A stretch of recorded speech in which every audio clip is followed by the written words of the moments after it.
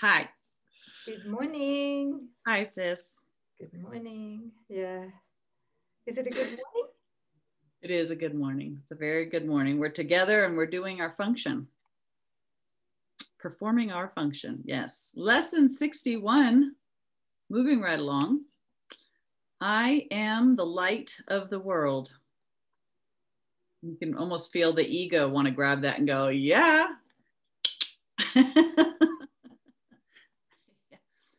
Or the opposite, right? Hmm. It's still the same. I noticed that with myself. It's an ego with its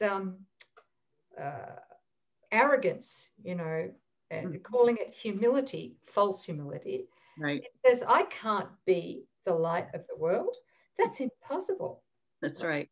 So it's either one or the other, and it's both of them are the ego, right? Right. Positive or negative, depending on how you look at it. But yeah, that's what the ego does. Okay. So it's trying to interpret something and give something meaning right out of the gate. Well, let's see what Jesus has to say. Do you want to read this one, sis? Okay. Who is the light of the world except God's Son? By the way, if you haven't got it already, that means us. Okay. I'm a little slow. Are you sure? Yeah. Okay. This then is merely a statement of the truth about yourself. It is the opposite of a statement of pride, of arrogance, or of self-deception. It does not describe the self-concept you have made. It does not refer to any of the characteristics with which you have endowed your idols. It refers to you as you were created by God. It simply states the truth.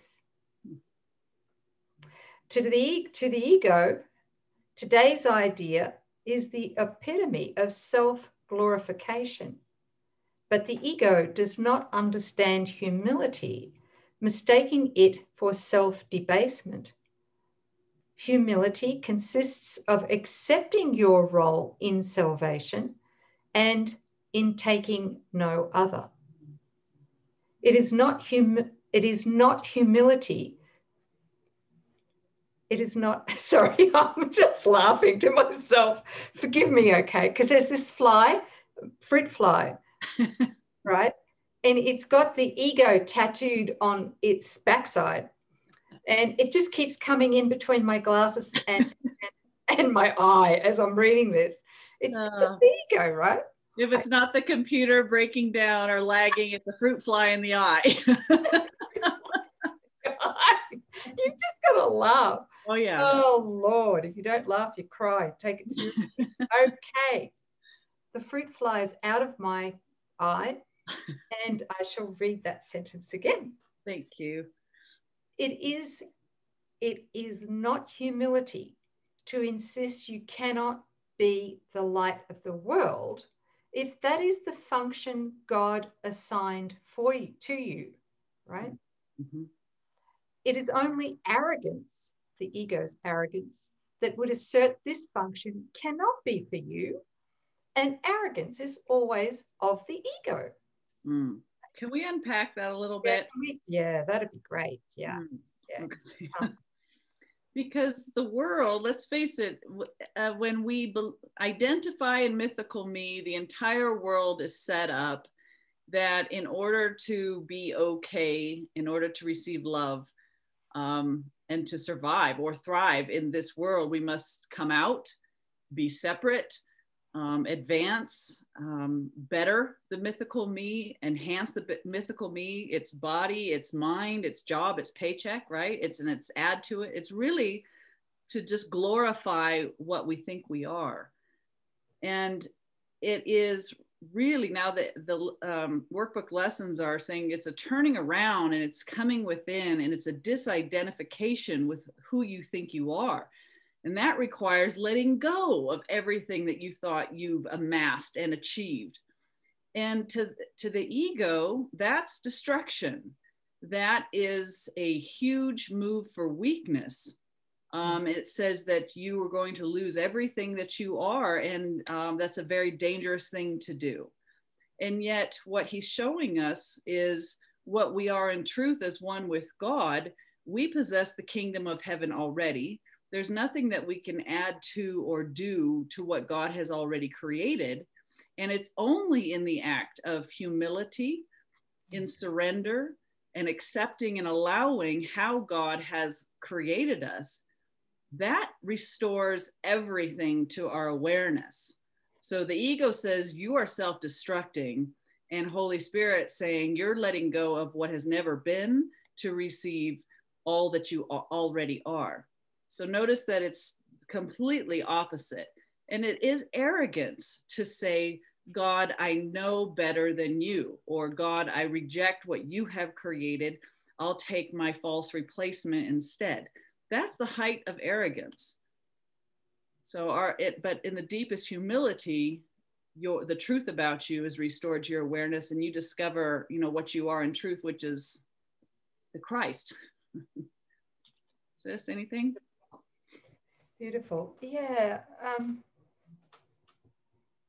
Just to add to that, or support what you're saying there, sis, I think is that when I began the course, I did what I think probably every student does, which is to believe that, like you said, we've got to, it's the small self or the ego self in our mind that thinks it's got to heal, it's got to increase its self-esteem, and it's got to become a better me or a better self, right? And then it starts to take on what I call a spiritual ego. Yeah. And then it starts to have these grand illusions of spiritual superiority, because it sees a sleeping world out there, family, friends, etc., and then starts to feel superior. That's right. Yeah, I know something that everybody else doesn't know. Yeah. The mythical me knows something. Yeah. And then it gets triggered even more so by these people's egos. Yeah. So it kind of, that is not the holy self. That is the false self putting on spiritual clothing. Yeah. Okay. Right. So the transfer from the false self to the holy self, and it is a transfer. Yes. Okay. It's not done really by it's not done by the false identity we think we are. Okay. The part of us that believes and sure that it knows our own best interests. I know what I need. I know what I need to look after my body. I know what I need in the bedroom with my partner. Right? Woo-hoo, sexually. I know about pleasure. I know what pleasure I need to keep myself going. I know I need money. I know. That part is the false self. We're not to feel guilty about it. No. Right? We're not to feel guilty about it, but through these lessons, these earlier lessons, which are really undoing layers of that false self, we're learning that self is not to be improved upon. Right. Okay. It is to be undone, as you've explained.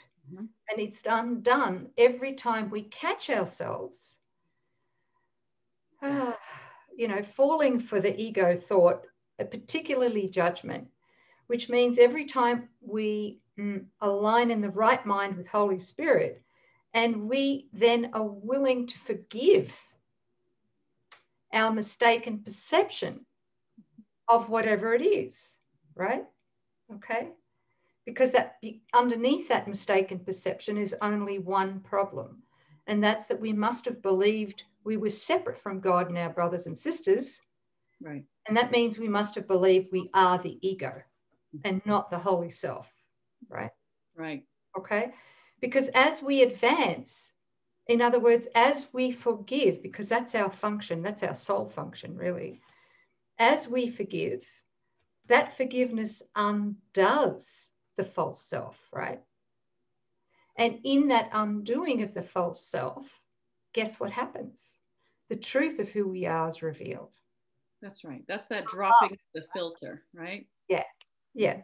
And then with that too, is we drop the ego's addiction to always trying to, what's the word for it? Like excel or compete with others, right? Right. Like always trying to compete with us at the expense, you know, of others in a way, right?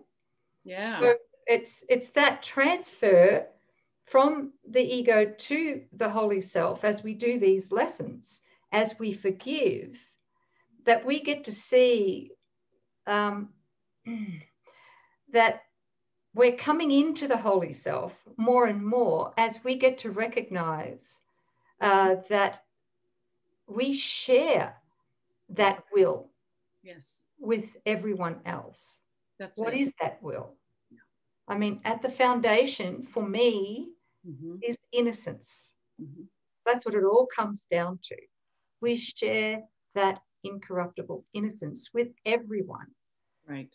And the more we come to recognize that, the more we're actually seeing in the light of the holy self. Right. Yeah. So it feels like the spiritual ego is the one that starts taking these course lessons, and it starts to amass knowledge of how everything works, and it starts to come up and it starts wearing spiritual clothes, and it comes up to this top where it has a lot of truth. It's got truth in our mind, and we're understanding how it all operates, and then there seems to be a plateau. And you think, well, Jesus is talking about all these miracles and healings, and why is this not happening? It's at that point that the surrender of, there's a seeing where the mind recognizes that it's educated itself out of itself, and it comes to a place of, oh, the only mind that there is God. So that place from knowing, a lot of truth and moving beyond that is the love. It's like, okay, I'm no longer studying to amass or create a better mythical me. I'm transcending my self-interests. I'm actually wanting innocence, not for Coreen, but for my holy self and the sonship. So once we're willing to move beyond self-interest, that's that tipping point where the spiritual ego starts falling away, and we're willing to accept that all there is to me, my mind, my love, my life is God. And I share that with the entire sonship.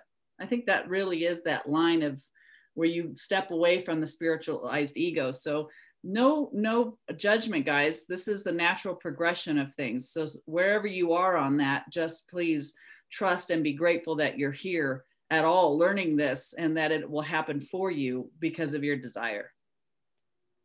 Beautiful. Thank you, sis. Well, thank you.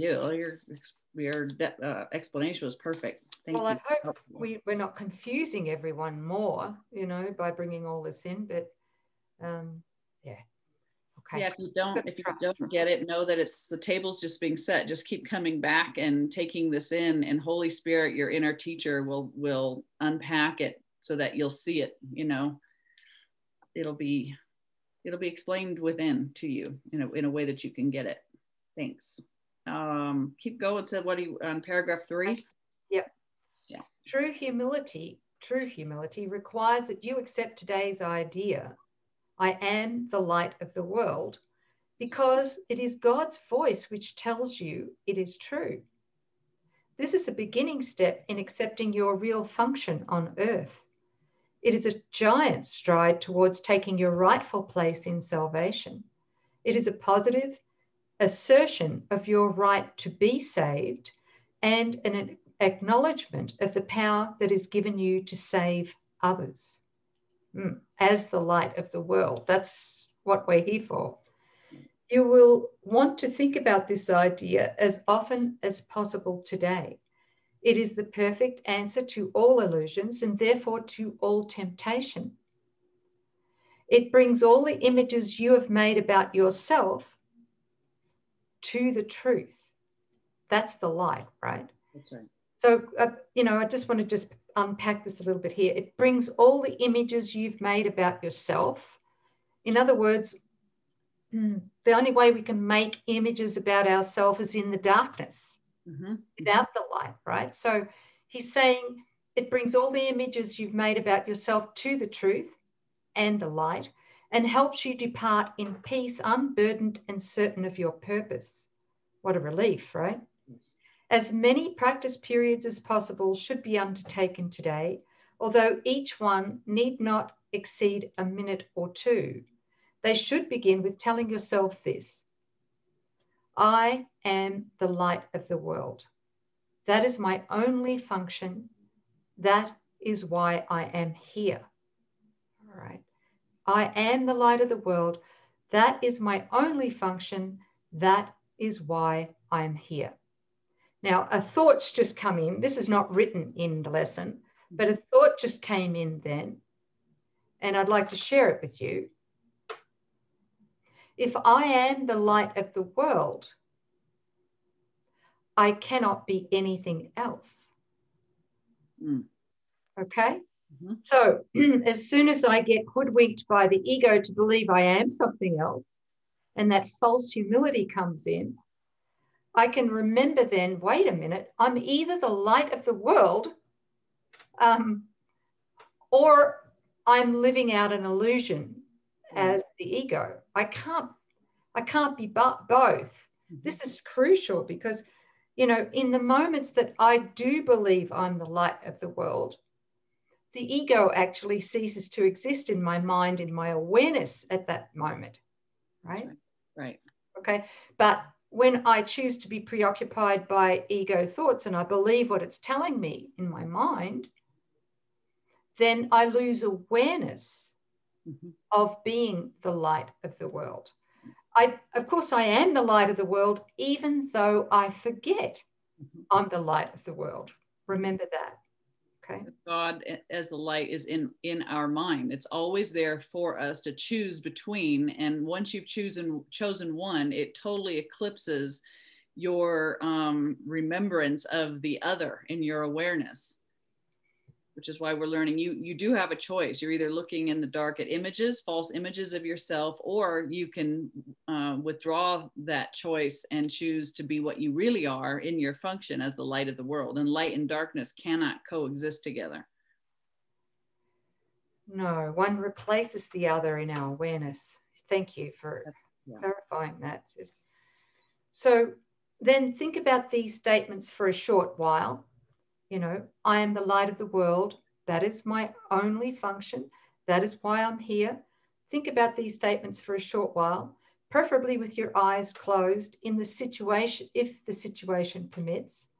Let a few related thoughts come to you and repeat the idea to yourself if your mind wanders away from the central thought, I am the light of the world.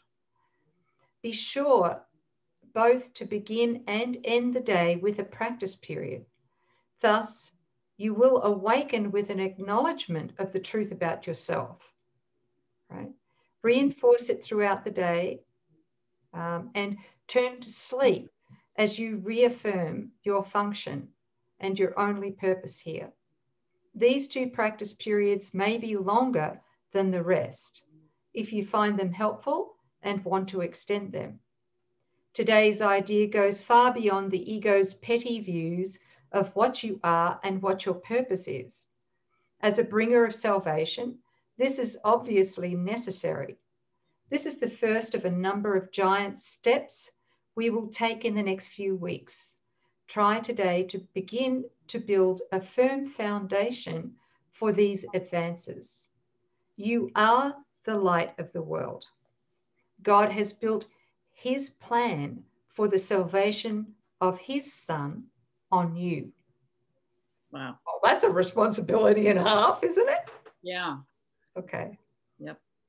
Wow, it just really takes, your function, your purpose here is the salvation of the world, to be the light for every brother, sister in the sonship. God's whole plan of salvation rests upon us being in our function. Yeah. And when that false humility comes in, say no, because God has declared that I am the light of the world. Has God changed his mind about me? Let's think about that. Mm-hmm. Just joking. Thank you. Thanks, everybody. Thanks, everyone. Yeah. Hope you enjoyed this lesson. I am the light of the world. Thank you. 61. See you next time, guys. Thank you. Thanks. Bye.